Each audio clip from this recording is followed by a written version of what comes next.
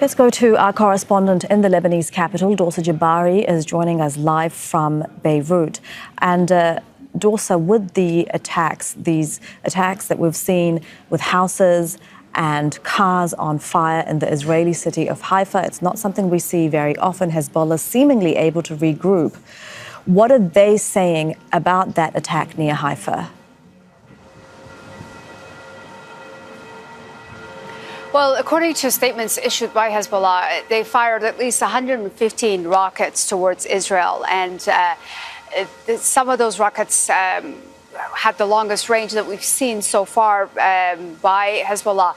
50 kilometers inside Israel is what their target was, near Haifa. And specifically, the military airbase Ramat David, that is, of course, where the Israeli Defense Minister Yoav Gallant last week announced that Israel is now entering a second phase, a new phase of its conflict in northern Israel with Hezbollah.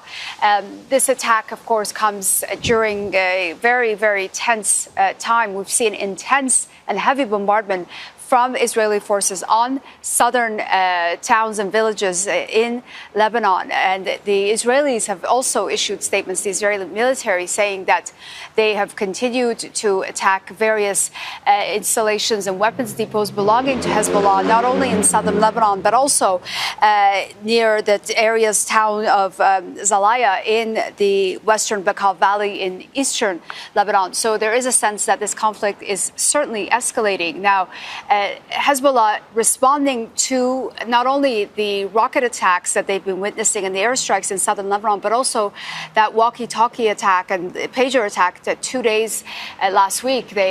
Communication devices exploded and injuring thousands of members of Hezbollah and killing over a dozen people.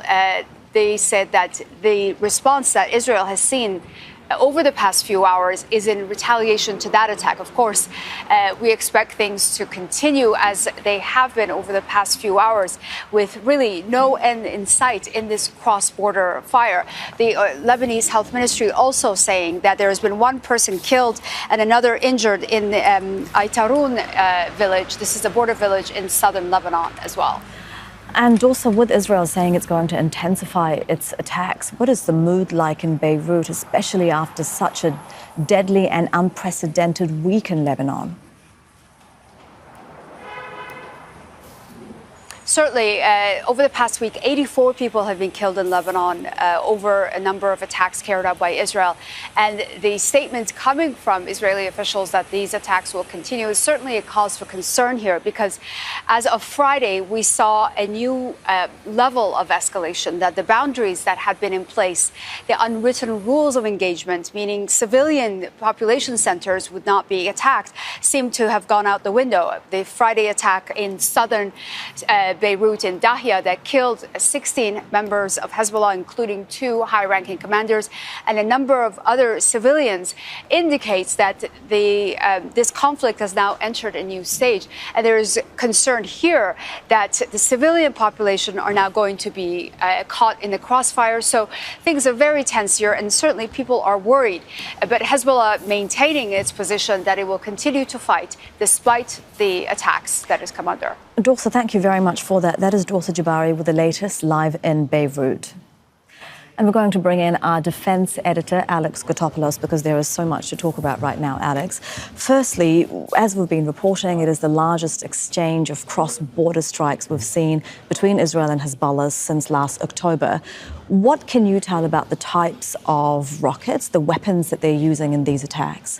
So Hezbollah has 3 types of weapons in its arsenal that's going to be used for longer range attacks inside Israel itself.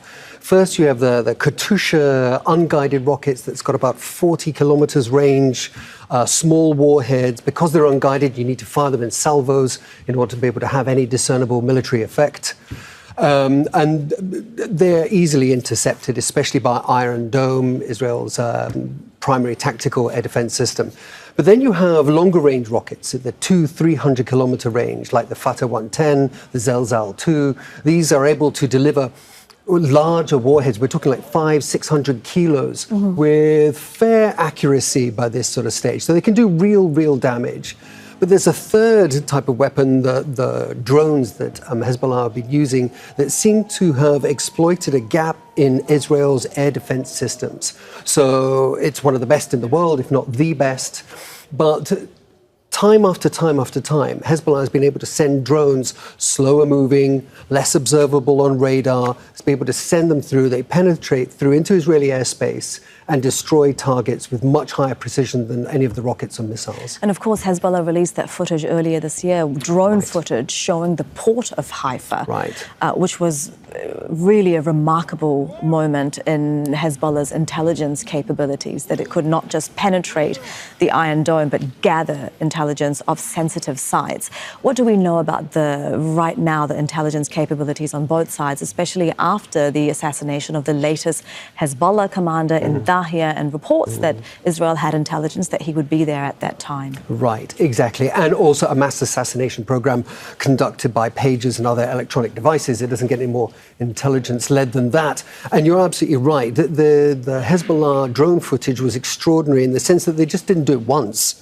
They did it several times over several days, and they live-streamed the pictures. High quality.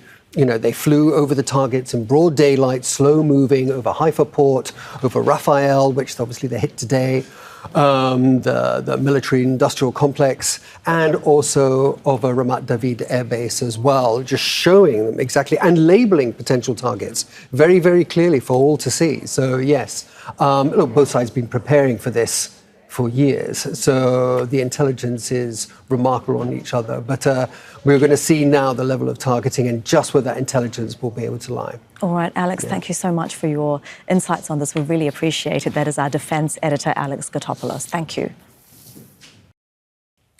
Make sure to subscribe to our channel to get the latest news from Al Jazeera.